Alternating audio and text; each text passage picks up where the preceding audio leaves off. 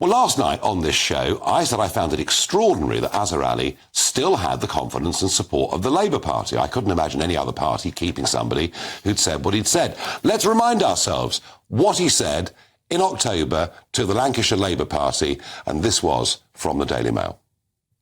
The Egyptians are saying that they warned Israel 10 days earlier. 2 weeks ago. Right, 2 weeks earlier. Americans warned them 2 weeks before. A day before. There's something's happening.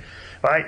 Netanyahu, right, deliberately, he was in political trouble. He's in political trouble. He cashed it. They deliberately, I believe that, and I've said it publicly. They deliberately took the security off. Yeah. They allowed the massacre, and it was a massacre of 1,200 innocent people, right?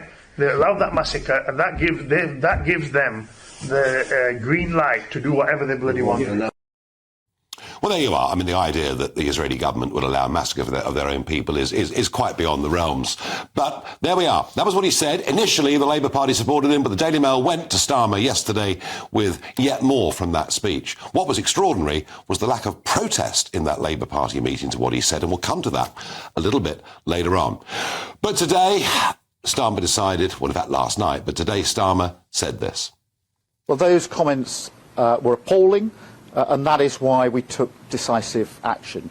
It is virtually unprecedented to withdraw support for a candidate in the way that I withdrew support for this candidate yesterday. That's what a changed Labour Party is all about. And of course, any allegation will be fully investigated by the party. But the important thing is the decisive action that's being taken to make it absolutely clear that this is a changed Labour Party.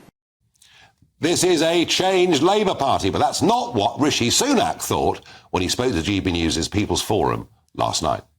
The Labour Party hasn't changed. It's not change, it's a con, right? And that's what you have to remember. A vote for anyone who's not me, who's not your Conservative candidate, is a vote to put him, with his values and his party, in power.